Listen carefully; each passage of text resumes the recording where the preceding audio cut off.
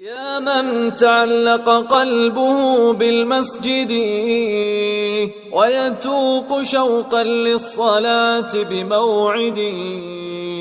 இலங்கை நாட்டின் பூர்வீக வரலாறு பேசப்படும் காலம் முதல் கொழும்பில் முஸ்லிம்கள் வாழ்ந்திருக்கின்றனர். இன்று சுமார் 300க்கும் மேற்பட்ட மஸ்ஜிதுகள் கொழும்பில் அமைந்திருப்பது இதற்கு சாட்சியமாகும். குறிப்பாக இலங்கை கொழும்பு பெரிய பள்ளிவாசல் 1505ஆம் ஆண்டு போர்த்துகீசருடைய காலத்திலும் பின் 1908ஆம் ஆண்டு கட்டப்பட்ட கொழும்பு கோட்டையில் கம்பீரமாக காட்சியளிக்கும் சம்மாங்கோட்டை பள்ளிவாசல் என அழைக்கப்படும் ஜாமிஉல் அல்ஃபர் மஸ்ஜிதும் இதற்கு சான்றாகும். அந்த வரிசையில் எமது மஸ்ஜித் மினனும் வரலாற்றில் பழைமை வாய்ந்தது. இமாமுல் அரூஸ் மாப்பிள்ளை லெப்பை ஆலிம் ரஹிமஹுல்லா அவர்கள் 19ஆம் நூற்றாண்டில் வாழ்ந்த இஸ்லாமிய அறிஞராவார். இலங்கை மற்றும் தமிழ்நாடு முஸ்லிம்களின் கல்வி மற்றும் சமய மறுமலர்ச்சிக்கு பங்களிப்பு செய்த முன்னோடியாக இவர்கள் கருதப்படுகிறார்கள். போர்த்துகேயரின் வருகைக்கு பின்னர் இலங்கையில் சுமார் 350க்கும் அதிகமான பள்ளிவாசல்களையும் கல்விக்கூடங்களையும் அமைத்து இலங்கை முஸ்லிம்களுக்கு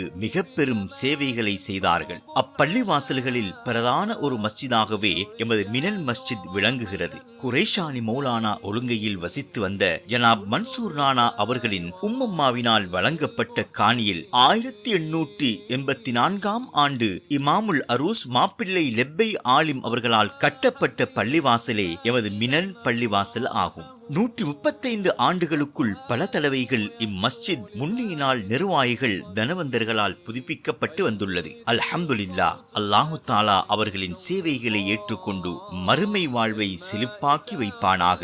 ஆமீன் ஆமீன் யா ரப்பல் ஆலமீன். 2018ஆம் ஆண்டு எமது நிர்வாகத்தில் மஸ்ஜித் புனர் நிர்மாணம் பற்றி கலந்தாலோசித்த போது இக்கட்டிடம் பற்றி எமது பொறியியலாளர் அவர்களால் இப்பள்ளிவாசல் கட்டிடம் பலவீனமாக இருப்பதாகவும் அதனை முழுமையாக உடைத்து புதிதாகவே கட்டிடம் கட்டப்பட வேண்டும் என்று சொல்லப்பட்ட போது மஹல்லாவாசிகள் அழைக்கப்பட்டு கலந்துரையாடி முழுமையாக உடைத்து கட்டுவதாக முடிவுகள் எடுக்கப்பட்டன. மேலும் இதற்கான உத்தேசிக்கப்பட்ட தொகை சுமார் 10 கோடி ரூபாவாகும். அல்ஹம்துலில்லாஹ், வேலைகள் ஆரம்பிக்கப்பட்டு 50% வேலைகள் முடியும் தருவாயில் இதுவரைக்கும் கட்டப்பட்ட கட்டிடங்களுக்கு சுமார் 8 கோடி ரூபாய் செலவாகி உள்ளன. இதற்கான காரணம் இலங்கையில் ஏற்பட்ட பொருளாதார வீழ்ச்சியாகும் என்பதை எல்லோரும் அறிவார்கள்.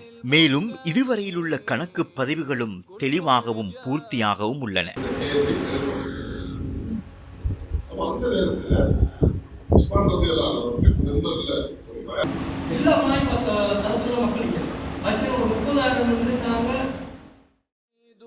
صوت الأذان تشوقا كالماء تاق لنهله ثغر صديق.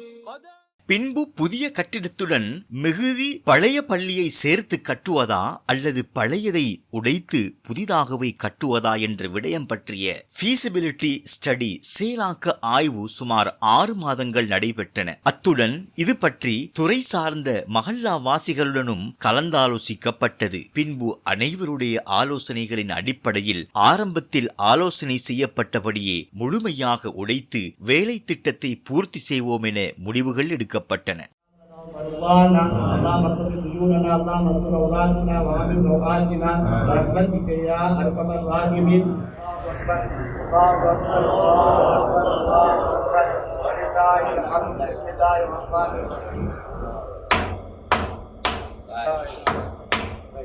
அதன் அடிப்படையில் மீண்டும் 2வது பகுதியை கட்டுவதற்காக BOQ செய்யப்பட்டு முடிவாக்க வேலைகள், அதாவது பினிஷிங் அல்லாமல் கட்டிடம் மட்டும் கட்டுவதற்காக சுமார் 6 கோடியே 80 லட்சம் ரூபாய் செலவாகும் என உத்தேசிக்கப்பட்டுள்ளது. அல்ஹம்துலில்லாஹ், அல்லாஹ்வின் அருளால் 2வது பகுதியின் வேலை திட்டத்தில் சுமார் 95% கட்டமைப்பு வேலைகள் ஸ்ட்ரக்சர் ஒர்க்ஸ் பூர்த்தி செய்யப்பட்டுள்ள நிலையில் உத்தேச கணக்கில் 4 கோடி ரூபாய் செலவழிக்கப்பட்ட நிலையில் வேலைகள் தொடர்ந்தும் நடைபெற்றுக் கொண்டிருக்கின்றன.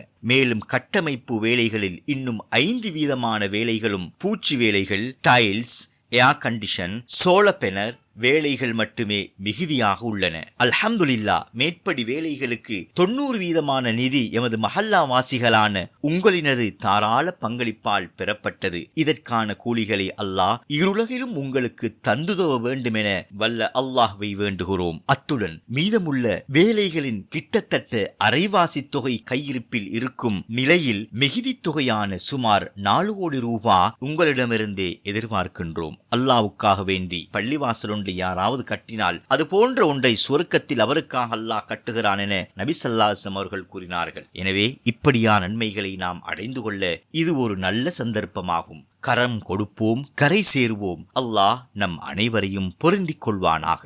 ஆமீன் ஆமீன் யா ரப்பல் ஆலமீன். يا من تعلق قلبه بالمسجد ويتوق شوقا للصلاة بموعد